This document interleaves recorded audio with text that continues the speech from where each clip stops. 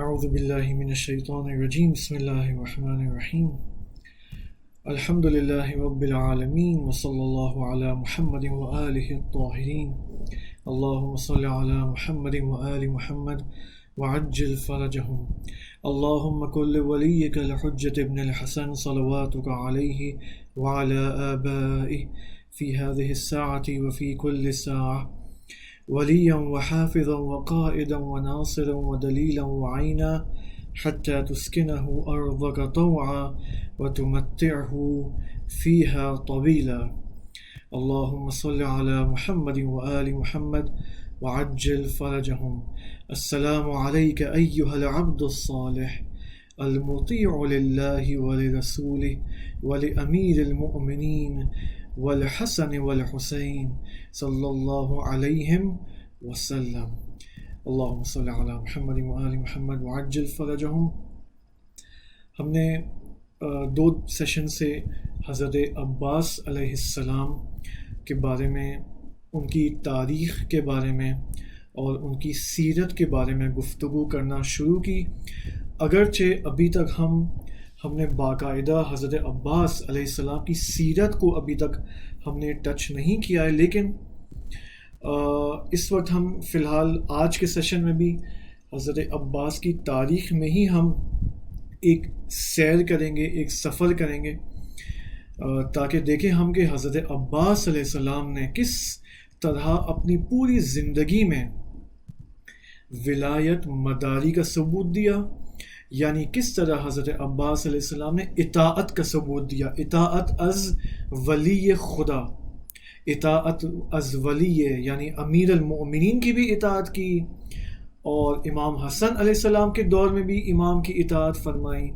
اور اسی طرح امام حسین علیہ السلام کے زمانے میں بھی اطاعت کی۔ اب ہم انشاءاللہ آج کے اس سیشن سے دیکھتے ہیں کہ حضرت عباس علیہ السلام نے ان کی زندگی کا پہلا دور، ہم نے حضرت عباس کی زندگی کو 3 حصوں میں تقسیم کیا تھا۔ 14 سال امام علی علیہ السلام کی امامت میں ان کی زندگی، اس کے بعد 10 سال امام حسن علیہ السلام کی امامت میں، اور تیسرا دور امامت امام حسین علیہ السلام کے زمانے میں۔ تو جو سب سے پہلا دور ہے یعنی امامت امیر المؤمنین علیہ السلام کے، جہاں پر کہ جس زمانے میں حضرت عباس متولد بھی ہوئے، انہوں نے اپنا بچپنا گزارا اور اپنی نوجوانی بھی وہیں سے آغاز کی، اسی زمانے میں۔ دیکھیں یہ جو خاص طور پر میں آپ کے سامنے پیش کرنے والا ہوں، 1 یا 2 واقعات، یہ حضرت عباس کے 10 سالہ عمر سے ہیں۔ یہ واقعہ خصوصاً جنگ صفین کے اندر، جنگ صفین میں حضرت عباس کی شرکت۔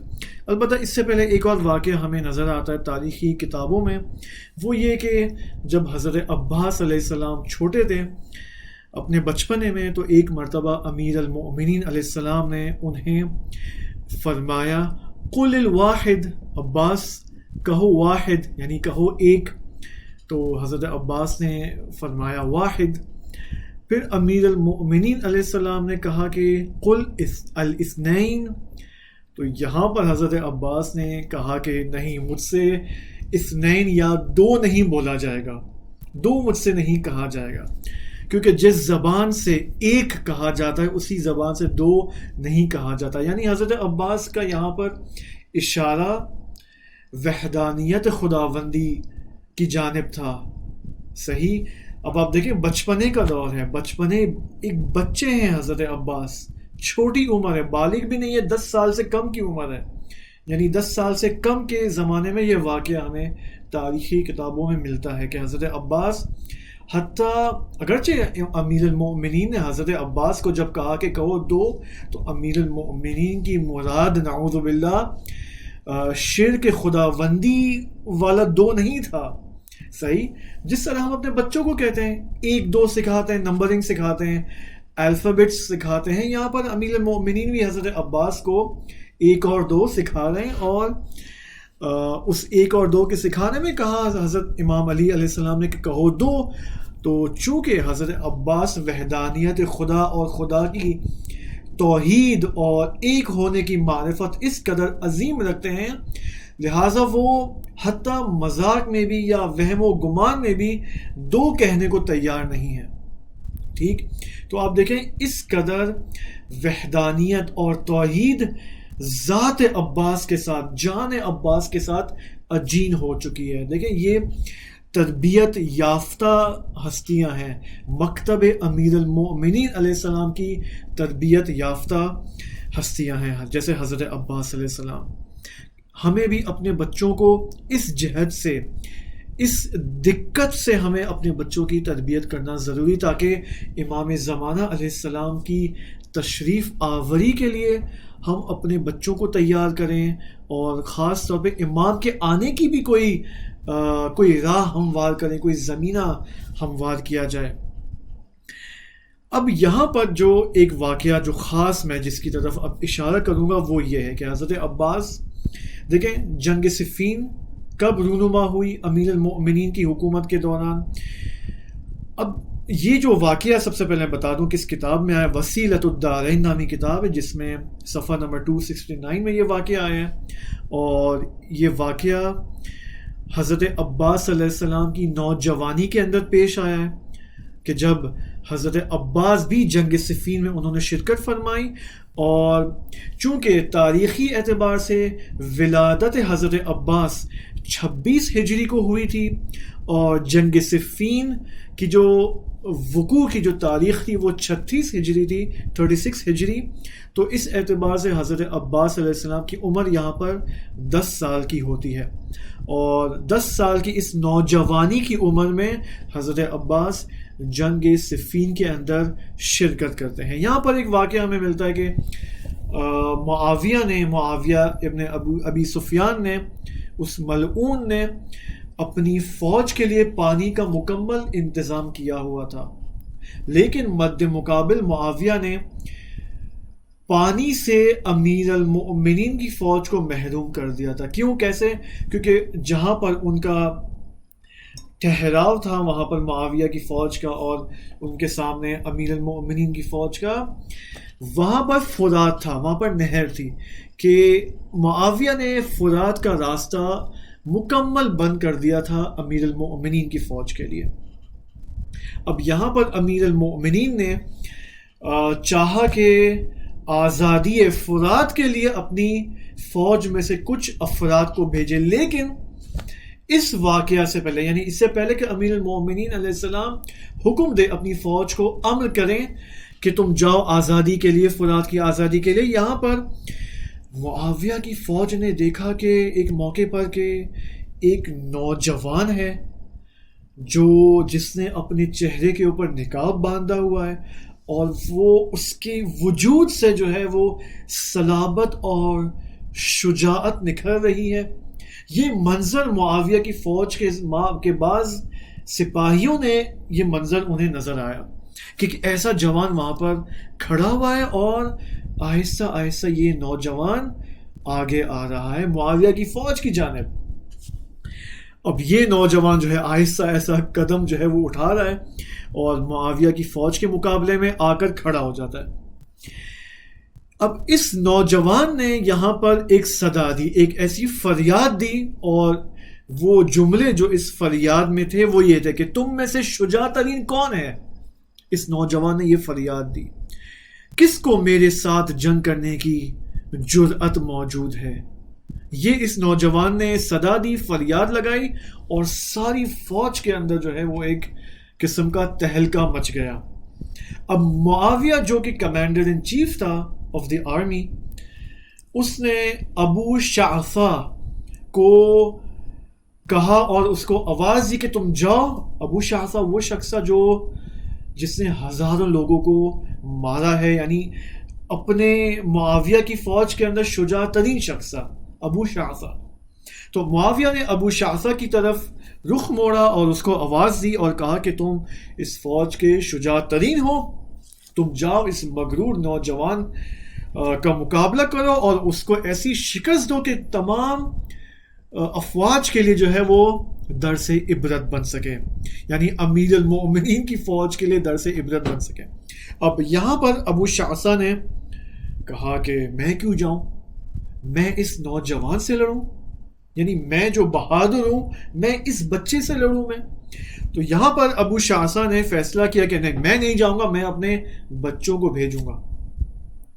تو سب سے پہلا بیٹا ابو شعثہ کا جاتا ہے اس نوجوان کے مقابلے میں, اور چونکہ ظاہر سی بات ہے اس زمانے میں معمول تھا, اٹ واز جنرل کے یوزول تھا کہ جنگ اس طرح سے ہوتی تھی کہ جنگ کے ابتدا میں تن بتن جنگ ہوتی تھی, 1-to-1 جنگ ہوا کرتی تھی. تو اب یہ ابو شعثہ کا پہلا بیٹا آتا ہے اور اس نوجوان کے سامنے, اور تن بتن 1-to-1 جنگ کا آغاز ہوتا ہے, اور کچھ لمحے ہی گزرے تھے, زیادہ ٹائم اس جنگ کو نہیں گزرا تھا کہ اس نوجوان نے ابو شعثہ کے اس فرزند کو قتل کر دیا. اب یہاں پر ابو شعثہ نے اپنے دوسرے بیٹے کو بھیجا, اس کے ساتھ بھی یہی ہے, 1-to-1 جنگ کا آغاز ہوا, اور پھر ایک بار پھر اس نوجوان نے ابو شعثہ کے دوسرے بیٹے کو بھی قتل کر دیا. اب آپ مجھے بتائیں کہ ابو شعثہ کے کتنے بیٹے تھے؟ اب یہاں پر تیسرے بیٹے کو وہ بھیجتا ہے. تیسرے بیٹے کے ساتھ بھی یہی حالت ہوتی ہے, وہ بھی مارا جاتا ہے ان دی اینڈ. یہاں تک کہ ابو شعثہ کے 7 بیٹے سب کے سب مارے جاتے ہیں اس ایک نوجوان کے ہاتھوں. یہاں پر اب ابو شعثہ جو ہے وہ ایک طیش میں آتا ہے, اور وہ ایک شجاعت کا احساس اس کے اندر دوبارہ پیدا ہوتا ہے, اور وہ آتا ہے میدان میں. اب کیا ہوا ہوگا, یہ شخص ابو شعثہ جو 7 بچوں کا باپ تھا, اب یہ خود آتا ہے میدان میں اس نوجوان کے مقابلے میں, اور ابو شعثہ کے ساتھ بھی وہی ہوا جو اس کے 7 بیٹوں کے ساتھ ہوا, یہ بھی مارا جاتا ہے, یہ بھی قتل کیا جاتا ہے اس نوجوان کے ہاتھوں. اب اگر آپ اس منظر کو صرف تصور کریں کہ کیا ہو رہا ہوگا, اب ایک طرف سے ابو شعثہ کے 7 بیٹے مارے گئے, اور دوسری طرف سے خود ابو شعثہ بھی مارا گیا ہے ایک نوجوان کے ہاتھوں. نتیجے میں ایک رعب, ایک وحشت, ایک تہلکہ مچ جاتا ہے معاویہ کی فوج میں. اب امام علی علیہ السلام کی جو فوج تھی وہ بھی اس نوجوان کی شجاعت کو دیکھ کر حیران اور پریشان ہو جاتی ہے, خوشی سے حیران اور پریشان ہو جاتی ہے. معاویہ کی فوج میں ڈر سے پریشان ہو جاتے ہیں, لیکن امام علی کی فوج خوشی سے پریشان ہو جاتی ہے اور عجیب تعجب کا اظہار کرتی ہے کہ یہ کون ہے یہ نوجوان. تو اب سب کے اندر یہ سوال پیدا ہوتا ہے کہ یہ نوجوان کون ہے, ہم کیوں نہیں اس کو یہ نقاب ہٹائے اپنا. تو یہاں پر امیر المؤمنین آگے آتے ہیں, یعنی یہ نوجوان سب سے پہلے آتا ہے دوبارہ امیر المؤمنین کی فوج کی طرف لوٹتا ہے. وہاں پر امیر المؤمنین علیہ السلام آتے ہیں آگے, اور اس نوجوان کے چہرے سے نقاب اتارتے ہیں, اور سب دیکھتے ہیں کہ یہ عباس ابن علی ہے. عباس ابن علی 10 سال کی عمر میں ابو شعثہ کے 7 بیٹوں کو بھی قتل کرتے ہیں, اور ابو شعثہ کو بھی قتل کرتے ہیں, اور سب کو جو ہے واصل جہنم کرتے ہیں اس 10 سال کی عمر میں. تو سب حیران اور پریشان دیکھتے ہیں کہ یہ قمر بنی ہاشم علی کا بیٹا عباس. دیکھیں جنگ صفین, یعنی آپ دیکھیں کون سا دور ہے یہ, ہم نے کون سا دور ذکر کیا, امیر المؤمنین علیہ السلام کی زندگی کی امامت کے اندر حضرت عباس ایک ایکٹیو شخصیت ہے. صحیح, ہم نے شاید یہی سنا ہے حضرت عباس کے بارے میں. ہم نے زیادہ کون سا پہلو سنا ہے حضرت عباس کے بارے میں؟ کربلا کے اندر ان کا کردار, ٹھیک, وہ بھی محدود سنا ہے, زیادہ ہم نے نہیں سنا ہے ان کے بارے میں. لیکن ہم تاریخی کتابوں میں آئیں اور دیکھیں کہ نہیں, حضرت عباس علیہ السلام صرف کربلا میں اپنی شجاعت کا مظاہرہ نہیں کیا, اس سے پہلے بھی شجاعت ہے. امیر المومنین کے زمانے میں 10 سال کی عمر میں بھی اسی طرح شجاعت ہے. اب آئیں امام حسن علیہ السلام کے دور میں. امام حسن علیہ السلام کا دور واقعاً ایک مظلومانہ دور تھا, کہ جہاں پر البتہ یہ اب جو میں نے ابھی آپ سے کہا کہ امام حسن کا دور مظلومانہ دور تھا, اس کے اندر ہمیں ایک دقت کرنے کی ضرورت ہے. نارملی ہمارے ذہنوں میں جو تصور پایا جاتا ہے وہ تمام ائمہ اہل البیت علیہ السلام کا، امام علی علیہ السلام کے زمانے سے امام حسن عسکری علیہ السلام تک کیا تصور ہے کہ ائمہ مظلوم تھے. ٹھیک ہے، مظلوم تھے ائمہ، سارے ائمہ ہمارے شہید ہوئے اور مظلومیت کے ساتھ شہید ہوئے. لیکن ہمیں ایک اور پہلو دیکھنا ضروری ہے. وہ کیا ضروری؟ وہ کون سا پہلو ہے؟ وہ یہ کہ ائمہ اگرچہ مظلوم تھے لیکن اس مظلومیت کے ساتھ ساتھ مقتدر بھی تھے. ہیں مقتدر؟ کیسے مقتدر؟ حکومت تو صرف امام علی کو ملی تھی. امام علی کے بعد امام حسن کے ساتھ جو واقعہ پیش آیا، پھر امام حسین کو شہید کیا گیا اس بے دردی کے ساتھ کربلا میں، اور پھر چوتھے امام سے لے کر 11ویں امام تک آپ دیکھیں کیا مظلومیت اور تنگی کا عالم تھا. تو آپ کیسے کہہ رہے ہیں کہ ہمارے ائمہ مظلوم بھی تھے اور مقتدر بھی تھے؟ یہ اس کا جواب اس تاریخ کے درست انالیسس سے ہمیں پتہ چلتا ہے کہ سارے ائمہ مظلوم تو تھے، اس میں کوئی شک نہیں ہے، لیکن مظلومیت کے ساتھ ساتھ ایکٹیو بھی تھے. ائمہ نے بہت بڑے بڑے کام کیے ہیں جس کے بارے میں ہمیں اصلاً علم نہیں ہے. امام سجاد کی زندگی میں کیا ہوا؟ امام سجاد نے کیا کیا؟ امام باقر، امام صادق، امام کاظم، امام رضا علیہ السلام، تمام ائمہ کی ذات مقدسہ پر ایک درود بھیجیے. محمد و آل محمد، اللہم صلی علی محمد و آل محمد وعجل فرجہم. ہمیں دوبارہ تاریخ کو ایک دفعہ نظر ثانی تو نہیں کہیں گے، ہم آئے تاریخ کا مطالعہ کریں. انفارچونیٹلی ہمارے معاشرے کے اندر، خاص طور پر پاکستان اور ہندوستان کے معاشرے میں، بک ریڈنگ اور کتاب پڑھنے کا رواج کم ہوتا جا رہا ہے. اب اس کا بھی بالآخر ایک ریزن ہے کہ کون اس میں جو ہے وہ مقصر ہے، کہ کون اس میں شامل ہے، کس نے یہ کام کیا ہے کہ ہمارے جو یوتھس ہیں، ہمارے جو بڑے ہیں، وہ کتابیں نہیں پڑھتے. کتابیں پڑھنے کے بجائے کرکٹ کا میچ دیکھتے ہیں، ٹی وی زیادہ دیکھتے ہیں، اور ہمارے جو یوتھس ہیں وہ کتاب کے بجائے جو سوشل میڈیا، انسٹاگرام اور واٹس ایپ اور فیس بک پہ زیادہ مصروف ہیں، لیکن کتاب نہیں پڑھتے. چونکہ کتاب نہیں پڑھتے، ہمیں تاریخ کا اصلاً علم نہیں ہے. اس وجہ سے ہمارے ذہنوں میں ایک نادرست تصور موجود ہے ائمہ ہدیٰ علیہم السلام کے حوالے سے کہ ائمہ مظلوم تھے اور مظلوم مارے گئے. نہیں، فقط مظلوم نہیں تھے، بہت پہلو ہیں. البتہ چلیں، یہ ایک الگ ٹاپک ہے، اس کے ہم انشاءاللہ خداوند نے متعال نے چاہا تو ہم بعد میں اس کے بارے میں ڈسکس کریں گے. حضرت عباس علیہ السلام آتے ہیں، بڑے ہوتے ہیں اور امامت امام حسن علیہ السلام کے دور میں داخل ہوتے ہیں. اس دور میں حضرت عباس کا کاملاً امام حسن کے مطیع تھے. جس طرح زیارت نامے میں نے آپ کے سامنے قرات کی کہ السلام علیک ایھا العبد الصالح المطیع للہ ولرسولہ ولامیر المؤمنین والحسن والحسین. امام حسن کے بھی کاملاً مطیع تھے. جو حادثہ صلح امام حسن کا پیش آیا اس میں بھی کاملاً مطیع تھے امام حسن کے. بہت سارے لوگ تھے جنہوں نے امام حسن کے سامنے اعتراض کیا کہ یہ کیا آپ نے، اور معاویہ کے ساتھ آپ نے صلح کر لی. نہیں، ہم تو جنگ کریں گے معاویہ کے ساتھ. لیکن آپ دیکھیں جتنی بھی تاریخی کتب حضرت عباس کے بارے میں جو بھی لکھا گیا ہے تاریخ کے اندر، کہیں بھی آپ کو حضرت عباس کا اعتراض نہیں ملتا کہ انہوں نے نعوذ باللہ اعتراض کیا ہو امام حسن کے سامنے. اصلاً نہیں، امام کے کاملاً مطیع اور اطاعت کرنے والے تھے. اچھا، ایک پہلو جو ابھی آپ کے سامنے ذکر کیا وہ کیا تھا؟ شجاعت. دیکھیں، صرف شجاعت کافی نہیں ہوتی. شجاعت کے ساتھ ساتھ جو شخص شجاع ہوتا ہے، اگر اس کے اندر ایک اور پہلو نہ ہو، ایک اور صفت نہ ہو، تو وہ اپنے قدموں کے اندر ممکن ہے ایک نہ ایک موقع پر کسی نہ کسی مناسبت سے لغزش کھا سکتا ہے. وہ کون سی صفت ہے؟ وہ کون سا پہلو ہے؟ وہ ہے صبر.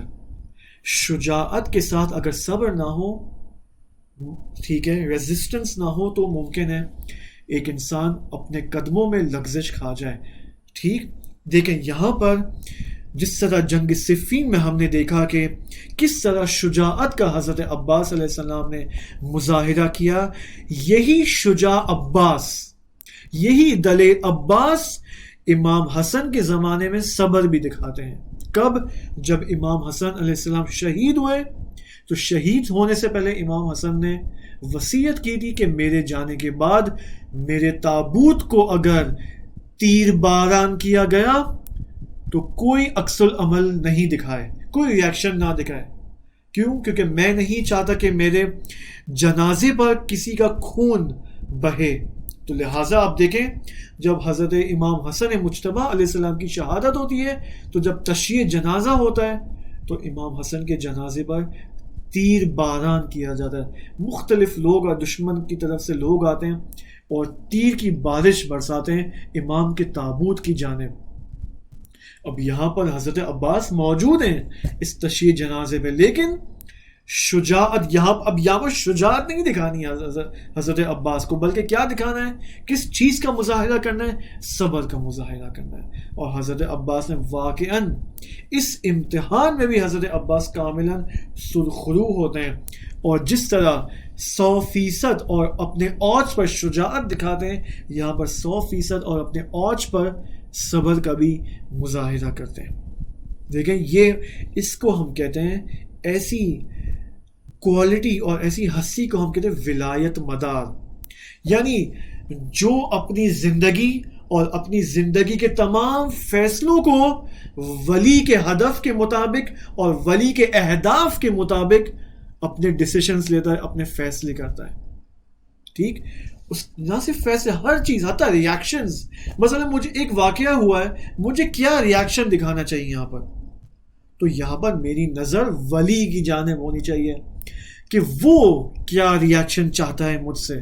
تو یہاں پر آپ دیکھیں ظاہراً تو یہی ہونا چاہیے کہ جب تیر باران کیا تیروں کی بارش ہو رہی تھی امام حسن کے تابوت کی جانب، تو یہاں پر دیکھا جائے تو ظاہراً تو شجاعت دکھانی چاہیے اور دشمن کو جو ہے وہ شکست دینی چاہیے، اس پر حملہ کرنا چاہیے. لیکن امام حسن کی چونکہ وصیت تھی، امام ولی کی چونکہ وصیت تھی، تو یہاں پر حضرت عباس محض تسلیم ہوتے ہیں اپنے ولی کے ڈیسیشن کی جانب. تیسرا دور حضرت عباس علیہ السلام کی زندگی کا وہ ہے امامت امام حسین علیہ السلام کا دور، کہ یہ وہ دور ہے جہاں پر حضرت عباس اپنی وفاداری، اپنی ولایت مداری اور اپنی اطاعت کو اوج پر لے جاتے ہیں. بہت ہی خوبصورت دور ہے یہ امامت امام حسین علیہ. اگرچہ شہادت کا دور ہے، مظلومانہ دور ہے، مصائب کا دور ہے، لیکن افتخار ہے حضرت عباس کو کہ انہوں نے وفاداری اور ولایت مداری کا ثبوت دیا. دیکھیں حضرت عباس علیہ السلام امام حسین کی فوج میں امید کے سرچشمہ تھے، یعنی امید جس سے اگر آپ یہ کہنا چاہیں، اگر ہم تاریخی کتب میں اگر دیکھنا چاہیں اور اس منظر کربلا میں وہ جو منظر تھا، ایک طرف سے یزید کی 30,000 کی فوج، دوسری طرف سے امام حسین کی قلیل تعداد کی فوج، تو یہاں پر جو شخصیت باعث امید ہے امام حسین علیہ السلام کے لیے وہ حضرت عباس علمدار علیہ السلام ہے. جب حضرت عباس شہادت کے قریب پہنچتے ہیں، جب زمین پر گر جاتے ہیں، تو یہاں پر امام حسین علیہ السلام ان کے پاس آتے ہیں اور یہ جملہ فرماتے ہیں، الا انکسر ظہری. بہت ہی دردناک جملہ ہے. امام حسین علیہ السلام فرماتے کہ میری کمر ٹوٹ گئی ہے، وقلت حیلتی، میں بیچارہ ہو چکا ہوں، وانقطع رجائی، تو میری امید تھا عباس، تیرے گرنے سے میری امید منقطع ہو چکی ہے، میری امید ٹوٹ چکی ہے. امام حسین علیہ السلام کی جو موومنٹ تھی، دیکھیں اب ہم حضرت عباس کو ہم علمی طور پر اور تاریخی طور پر ہم یہاں ڈسکس کرنا چاہ رہے ہیں، تو اس وجہ سے میں آپ سے گزارش کرتا ہوں کہ ان پوائنٹس کی جانب حتماً توجہ کریں. ان تمام پوائنٹس کے اندر یعنی یہ باقاعدہ سیرت حضرت عباس یہاں پر ہے. ہمیں ان پوائنٹس کو امپلیمنٹ کرنا ہے ہمارے اپنے زمانے تک. کہ میں اور آپ آیا امام زمانہ علیہ السلام کی نسبت آیا اسی طرح ہیں جس طرح حضرت عباس اپنے زمانے کے امام کی جانب ہیں؟ دیکھیں امام حسین علیہ السلام کی موومنٹ کے اندر عباس علمدار علیہ السلام مختلف موقعوں پر فداکاری اور ایثار کا ثبوت دیتے ہیں. میں 2 یا 3 یہ مواقع اور ایونٹس آپ کے سامنے ذکر کرتا ہوں کہ جہاں پر ہمیں یہ فداکاری اور ایثار حضرت عباس علمدار علیہ السلام کا ہمیں 2 یا 3 نمونے نظر آتے ہیں. دیکھیں سب سے پہلا نمونہ وہ یہ کہ جب حسینی خیموں کا محاصرہ ہو چکا تھا اور یزیدی لشکر نے دستور دیا کہ پانی کو بند کیا جائے، فرات اور نہر کا راستہ بند کر دیا جائے حسینی فوج کے لیے، تو یہاں پر حضرت عباس علیہ السلام نے امام حسین علیہ السلام کے کچھ اعوان و انصار جس کی تعداد ذکر کی گئی ہے 30 سوار اور 20 نفر پیادہ، یعنی حضرت عباس نے یہ پلاننگ کی کہ ہم جاتے ہیں پانی کی، یعنی یہ شہادت سے پہلے کے واقعات ہیں. یعنی ایسا نہیں تھا کہ جب پانی بند کر دیا گیا تو مکمل بند کر دیا گیا، اصلاً پانی پہنچا ہی نہیں تھا حسینی خیموں کی جانب. اگر ایسا ہوتا تو سارے بچے فوت کر چکے ہوتے. ٹھیک، ایسا نہیں تھا. یعنی ایسا نہیں تھا کہ فرات کا نہر کو بالکل خالی کر دیا گیا تھا، نہیں، صرف راستہ بند کیا گیا تھا. اب اگر حضرت عباس یا امام حسین اگر چاہیں کہ پانی سے استفادہ کریں تو ان کو جہاد اور لڑائی کے ذریعے اور مجاہدت کے ذریعے وہ پہنچ سکتے تھے فرات کی جانب، کہ 1 یا 2 مرتبہ کامیاب ہوئے. اب ان میں سے ایک مرتبہ یہی ہے جو میں آپ کے سامنے ابھی ذکر کر رہا ہوں کہ جب یزیدی لشکر نے محاصرہ کیا فرات کا اور خیموں کا اور پھر فرات کا راستہ بند کیا، تو یہاں پر حضرت عباس علیہ السلام نے 30 سوار فوج، یعنی جو مرکب ہے، یعنی جو گھوڑوں پر سوار فوج کے ساتھ، اور 20 نفر پیادہ پیدل فوج کے ذریعے فرات تک پہنچے، اپنے آپ کو پہنچانے میں کامیاب ہوئے اور خیموں کے لیے کامیابی کے ساتھ پانی لے کر آتے ہیں، جس کے نتیجے میں تمام وہ افراد، وہ خاندان امام حسین علیہ السلام جو بچے موجود تھے ان خیموں کے اندر، ان سب کے اندر ایک امید پیدا ہو گئی، کیونکہ حضرت عباس موجود ہیں، ایسی ہستی موجود ہے، امام حسین کے بھائی موجود ہیں، تو یہ امید کا باعث بنے. پانی لے کر آئے، سب کو پانی پلایا، اور ایک نشاط، ایک شادابی حسینی خیموں کے اندر وجود میں آئی. نا امیدی ختم ہو گئی بچوں کے اندر خاص طور پر.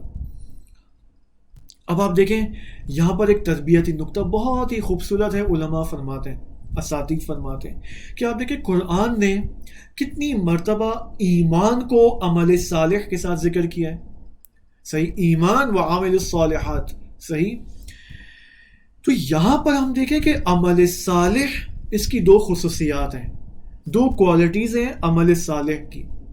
پہلی خصوصیت یہ کہ عمل صالح کو جب انسان انجام دینا چاہے تو مخلصانہ انجام دے، خلوص کے ساتھ انجام دے، خدا کے لیے انجام دے. دوسری کوالٹی عمل صالح کی، یہ بہت امپورٹنٹ ہے، اس کو غور سے سنیں. وہ کیا ہے کہ عمل صالح جب آپ انجام دیتے ہیں تو شرائط اور کنڈیشنز کو دیکھتے ہوئے انجام دیں. کیوں؟ کیونکہ بعض اوقات ہوتا یہ کہ ایک عمل ایک زمانے میں صالح ہو لیکن دوسرے زمانے اور دوسرے موقع پر صالح نہ ہو. ایک مثال، تاریخی مثال میں آپ کو دیتا ہوں. امیر المؤمنین علیہ السلام نے 3 جنگیں لڑیں. دیکھیں، جنگ صفین، جنگ جمل، ترتیب کے ساتھ پہلے جنگ جمل واقع ہوئی، پھر جنگ صفین اور پھر جنگ نہروان. دیکھیں خاص طور پہ ہمیں یہ جنگ نہروان کے بارے میں، یہ اگر مجھے تردید نہ ہو تو جنگ نہروان میں ہمیں یہ واقعہ ملتا ہے کہ حضرت امیر المؤمنین علیہ السلام جب جنگ میں مشغول تھے تو وہاں پر نماز کا وقت ہوا، لیکن امیر المؤمنین نے یہاں پر ایک حکم صادر کیا، فقہی حکم، کہ نماز کا طریقہ جنگ میں کچھ اور ہے. وہ کیا ہے؟ امیر المؤمنین نے فرمایا کہ آپ اللہ اکبر کہہ لیں آپ کی نماز ہو جائے گی. کیوں؟ کیونکہ جنگ کا موقع ہے. اب جنگ ہے، سامنے خوارج ہیں، سامنے دشمن خدا موجود ہے. ٹھیک ہے، اب میں جنگ کے دوران ان سے لڑنے کے بجائے نماز پڑھنا شروع کر دوں رکوع اور سجود سمیت، تو یہاں پر مجھے بتائیں کون شکست کھائے گا، کون جیتے گا؟ ظاہر سی بات ہے امیر المومنین کی فوج شکست کھا جائے گی یہاں پر. تو یہاں پر حکم یہ دیا امیر المومنین نے کہ نماز کو اللہ اکبر یعنی تکبیر کہیں اللہ اکبر، آپ کی نماز کمپلیٹ ہے. یہ تاریخی کتاب میں موجود ہے. لہٰذا دیکھیں اب ممکن ہے کوئی آئے اور محب امیر المومنین اور کہے نہیں مولا میں تو پوری نماز پڑھوں گا، اور نماز تو عمل صالح ہے، نماز معراج مومن ہے، اگرچہ جنگ کا میدان ہی کیوں نہ ہو لیکن میں اپنی نماز پڑھوں گا. اب یہاں پر امیر المومنین جو کہ اس محب کے مولا ہیں، اس کے امام ہیں، وہ جب کہہ رہے ہیں کہ بھائی تکبیر کہو تمہاری نماز ہو جائے گی، کافی ہے. ٹھیک، تو آپ دیکھیں اگر وہ شخص محب عمل صالح جو نماز پڑھنا رکوع اور سجود سمیت عمل صالح، لیکن اس موقع پر عمل صالح نہیں ہے. اس موقع پر عمل صالح کیا ہے؟ دشمن کے ساتھ جنگ کرنا. ٹھیک، اب دیکھیں لہٰذا ہم خیال رکھیں ایسا نہ ہو کہ بعض اوقات جب ہمارے اوپر ذمہ داریاں ہوں تو وہاں پر ہم عمل صالح بجا لانا شروع کر دیں. ٹھیک ہے، اس گمان کے ساتھ کہ ہم عمل صالح انجام دے رہے ہیں. لیکن حضرت عباس علیہ السلام نے درست تشخیص دی یہاں پر کہ اس وقت حسینی خیام اور حسینی لشکر اور خاندان حسین ابن علی، خاندان ولی کی بہترین خدمت کیا ہے کہ پانی لانا فرات سے اور ان کو پلانا. یہ عمل صالح ہے. اگر آپ درست تشخیص دے دیں کہ اس وقت میرا وظیفہ کیا ہے، اس وقت عمل صالح کیا ہونا چاہیے، تو آپ دیکھیں پھر امام آپ سے کتنے خوش ہوتے ہیں. یعنی اس وقت جس طرح حضرت عباس نے تشخیص دی کہ اس وقت بہترین خدمت کیا ہے پانی لانا، میں اور آپ بھی ہم اپنے زمانے میں آئیں. ہمارے امام کون ہیں؟ امام مہدی علیہ السلام. ہم غیبت کے زمانے میں، آیا میں اور آپ اب تک درست تشخیص دے پائے ہیں کہ اس وقت عمل صالح کیا ہے، کہ جس کے نتیجے میں کہ اگر ہم نے واقعاً درست عمل صالح انجام دے دیا تو کیا پتہ امام کے ظہور میں تعجیل ہو جائے. میں نے پچھلے لیکچرز میں آپ کے سامنے یہ پیش کیا تھا کہ ہمیں ظہور امام کے لیے پریکٹیکل کام کرنے کی ضرورت ہے، نہ فقط العجل اور دعائے ندبہ کی محفلیں برپا کرنا کا. یہ اچھی بات ہے، ضروری بھی ہے، واجب بھی ہے، لیکن کافی نہیں ہے. بہت سارے واجبات ہیں جو ہمیں انجام دینے ہیں لیکن کافی نہیں ہے. لہٰذا ہمیں کوئی پریکٹیکل گراؤنڈ پریپریشن کرنی چاہیے امام کی تشریف آوری کے لیے. دیکھیں اس کو کہتے ہیں عمل صالح. میں اور آپ آئیں، درست تشخیص دیں کہ میں امام کی تشریف آوری کے لیے کیا کام کر سکتا ہوں. یہاں پر عمل صالح کیا ہے. اوکے، دوسرے موقع پر، یہ تو ایک پہلا موقع تھا، پہلا نمونہ میں نے آپ کے سامنے پیش کیا حضرت عباس علیہ السلام کی فداکاری اور ایثار کا. دوسرا موقع دوسرے موقع پر حضرت عباس علیہ السلام کو امان نامہ پیش کیا جاتا ہے. دیکھیں شمر ابن ذوالجوشن لعنت اللہ علیہ، ٹھیک ہے، یہ شخص جو کہ قاتل امام حسین علیہ السلام تھا، دیکھیں حضرت عباس کا رشتہ دار بھی بنتا ہے. کس اعتبار سے؟ حضرت عباس کی والدہ ام البنین علیہ السلام کے اس خاندان کے اعتبار سے شمر جو ہے وہ حضرت عباس کا ریلیٹو بنتا ہے. تو یہاں پر شمر نے سوچا کہ میں آؤں اور حضرت عباس کو جو ہے وہ امان نامہ دوں، عباس کو بھی اور عباس کے تینوں بھائیوں کو بھی امان نامہ دوں تاکہ وہ قتل ہونے سے بچ جائے. اب یہ اپنے وہم و گمان میں اس طرح سوچ رہا تھا شمر. یہ آیا اور یعنی امام حسین علیہ السلام کے خیموں کے نزدیک آیا اور عبداللہ ابن ابی محل کو اس نے واسطہ قرار دیا تاکہ حضرت عباس اور ان کے بھائیوں کے پاس جائے اور امان نامہ کی تجویز دے، سجیسشن دے. اب حضرت جب حضرت عباس کے بھائیوں کو آواز آئی شمر کی اور عبداللہ ابن ابی محل کی، تو حضرت عباس کے بھائیوں نے جواب دیا اور خطاب کیا شمر ابن ابی ذوالجوشن کو کہ ما تریدو یبن ذوالجوشن، تمہیں کیا چاہیے؟ شمر یبن ذوالجوشن، کیا چاہیے تمہیں، تمہارا ارادہ کیا ہے؟ تو شمر نے جواب دیا، اب یہاں پر شمر نے خود جواب دیا کہ میں تمہارے لیے امان نامہ لے کر آیا ہوں۔ اب یہاں پر دیکھیں فرزندان ام البنین نے کیا جواب دیا، خوبصورت، لعنک اللہ ولعن امانک، دیکھیں خدا تم پر بھی لعنت کرے اے شمر، اور تیرے امان نامے پر بھی لعنت کرے۔ اتؤمننا وابن بنت رسول اللہ لا امان لہ، کیا تو ہمیں امان دے گا، کیا تو ہمیں سیکیورٹی فراہم کرے گا؟ نہیں چاہیے ہمیں تیری سیکیورٹی، اور حسین کو بھی جو ہے وہ تیری سیکیورٹی کی ضرورت نہیں ہے۔ تو دیکھیں اس قدر بت شکنانہ جواب دیا حضرت عباس کے بھائیوں نے اور حضرت عباس نے شمر ابن ذوالجوشن کو۔ ایک یہ ہمیں موقع ملتا ہے۔ تیسری مناسبت دیکھیں جو خود 9 محرم کی مناسبت ہے، جس کو تاسوعا بھی کہا جاتا ہے، کہ یہاں پر دیکھیں 9 محرم کا دن ہے اور دشمن نے، یزید کی فوج نے حملہ کر دیا خیام حسینی کی جانب۔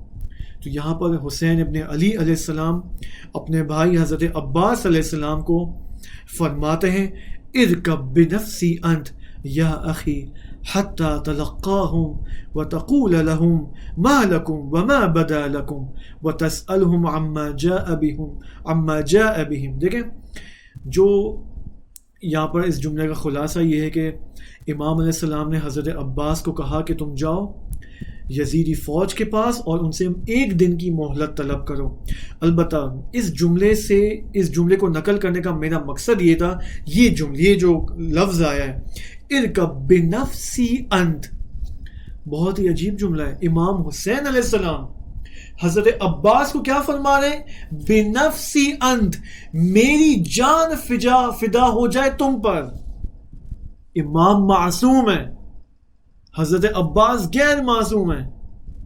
ایک معصوم امام غیر معصوم کو کہنے کہ میری جان تم پر فدا ہو جائے، اس سے ہمیں اندازہ ہوتا ہے کہ حضرت عباس علمدار، حضرت قمر ابن بنی ہاشم، حضرت ابو الفضل علیہ السلام کا کیا مقام تھا، کس مقام پر تھے کہ امام حسین معصوم فرمانے کہ بنفسی انت، میری جان تجھ پر فدا ہو جائے۔ تو حضرت عباس علیہ السلام کو ہم سلام بھی پیش کرتے ہیں اور ان سے درخواست کرتے ہیں کہ ہمارے لیے دعا کریں، یعنی عجیب ہے، بنفسی انت۔ اب ہم آتے ہیں حضرت عباس علیہ السلام کی مصائب کی جانب۔ دیکھیں مصائب سے مراد یہاں پر میری یہ کہ کس طرح حضرت عباس علیہ السلام کی شہادت واقع ہوئی۔ اگرچہ ہم کل کے سیشن میں یا 2 اور سیشنز میں مزید حضرت عباس سے متعلق کچھ اور مطالب بھی ہیں جو میں آپ کے سامنے پیش کروں گا، لیکن آج اس سیشن، اس لیکچر اور اس مجلس کے اختتام میں میں اس کتاب مقتل معصومین علیہ السلام، جو کہ 3 جلدی کتاب ہے، اور اس کتاب میں مستند تمام جتنے بھی ہمارے قدماء نے، ہمارے بزرگ علماء نے پہلی صدی سے لے کر خاص طور پہ جو شروع کی جو صدیاں تھیں ان میں جو کتابیں لکھی گئیں، ہمارے علماء نے جو کتابیں لکھی ہیں، ان سے ان مقتلوں کو جمع کیا گیا ہے۔ رسول خدا صلی اللہ علیہ وآلہ وسلم کی شہادت سے لے کر امام عسکری علیہ السلام کی شہادت تک تمام مقاتل اس میں جمع ہیں، تمام شہادتیں اور واقعات اس میں جمع ہیں۔ یہ دوسری جلد ہے جو صرف متعلق ہے امام حسین علیہ السلام کے ساتھ، یعنی یہ پوری جلد جو ہے وہ امام حسین کی شہادت کے بارے میں ہے، یعنی آپ یوں کہیں شہادت نامہ ہے امام حسین کا۔ اب اس کتاب میں صفحہ نمبر 365 ہے کہ جہاں پر حضرت عباس علیہ السلام کے مصائب کا ذکر کیا ہے۔ تاریخ میں حضرت عباس کی جو شہادت ہوئی مختلف مؤرخین نے مختلف انداز میں شہادت حضرت عباس علیہ السلام کا ذکر کیا، لیکن یہاں پر میں جو آپ کے سامنے جو نقل کروں گا مصائب حضرت عباس علیہ السلام کا، وہ ابن شہر آشوب نے اس شہادت کا یہاں ذکر کیا اپنی کتاب کے اندر. اور اس طرح سے کہ دیکھیں یہاں پر اس طرح سے شروع ہوتا ہے کہ حضرت عباس علیہ السلام پانی کے لیے جاتے ہیں فرات کی جانب، تاکہ جو پیاسے بچے ہیں، جو پیاسے اہل بیت امام حسین علیہ السلام ہیں، وہ ان کے لیے پانی لے کر آئیں، پانی کی ارینجمنٹ ہو جائے. اس سے پہلے بھی حضرت عباس کامیاب ہوئے تھے پانی لانے میں اور سب کو پانی بھی پلایا تھا. اب ایک بار پھر پیاس کی شدت میں اضافہ ہوتا ہے. ایک بزرگ عالم دین نے بہت ہی خوبصورت جملہ فرمایا. انہوں نے کہا کہ زندہ ہیں ابھی بھی، وہ یہ فرماتے کہ حضرت کربلا میں 3 شخصیات ایسی ہیں جو سب سے زیادہ پیاسی تھیں، جو سب سے زیادہ تشنہ تھیں. سب سے پہلی شخصیت امام حسین علیہ السلام، کہ ایک موقع پر امام حسین علیہ السلام نے اپنی پیاس کا اظہار کیا اور حضرت عباس سے کہا کہ تم جاؤ پانی لے کر آؤ. دوسری شخصیت حضرت زینب علیہ السلام. تیسری شخصیت خود حضرت عباس علیہ السلام، تو جو فوج کے علمدار تھے. اب یہاں پر حضرت عباس علیہ السلام فرات کی جانب جاتے ہیں اور کامیاب ہو جاتے ہیں. دشمنوں کے سب سے پہلے جب وہ جاتے ہیں تو دشمن ان کے سامنے آتے ہیں اور لڑائی شروع ہو جاتی ہے، اور حضرت عباس ان کو ہٹانے میں جو ہے وہ کامیاب ہوتے ہیں، اور وہ کامیابی کے ساتھ جو ہے وہ فرات کی جانب بڑھتے ہیں اور فرات تک پہنچ جاتے ہیں. جب فرات پر جاتے ہیں تو نہر سے جب پانی لیتے ہیں اپنے ہاتھ میں، 2 بے اختیار حضرت عباس کو اپنے ولی امام حسین علیہ السلام کی پیاس کی یاد آتی ہے. اور روایت کے یہ الفاظ ہیں فَذَكَرَ عَطَشَ الْحُسَيْن، حضرت عباس کو امام حسین کی یاد آتی ہے، عطش حسین کی یاد آتی ہے.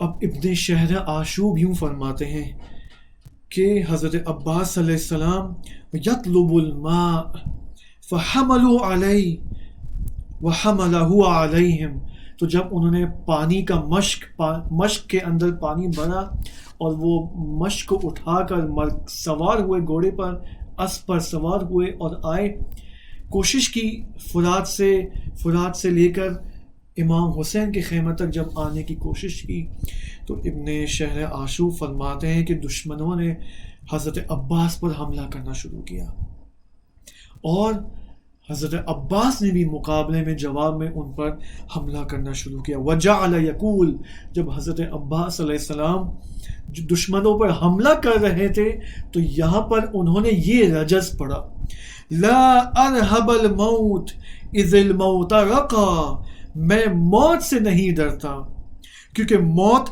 ترقی ہے، موت اوج کا نام ہے.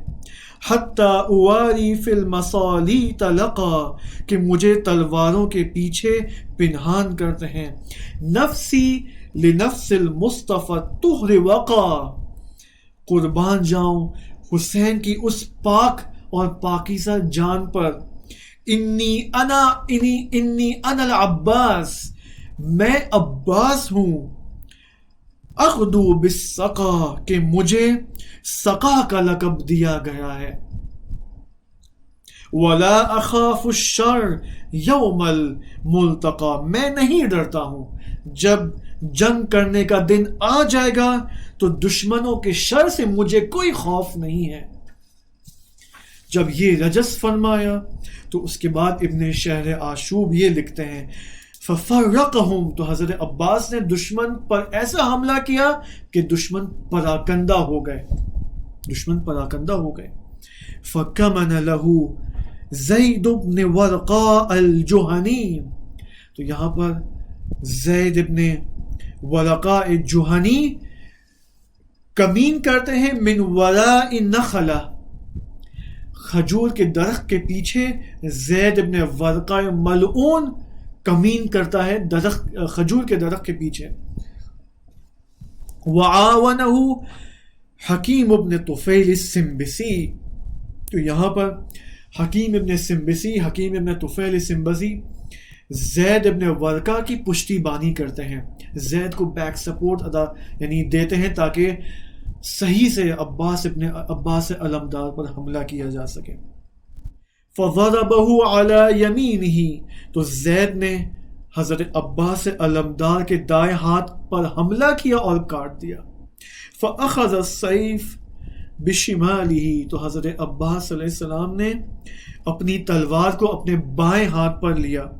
وحمل علیہم. اور دشمنوں پر حملہ آور ہوئے حضرت عباس، اور جب حملہ آور ہوئے تو یہ رجس پڑا.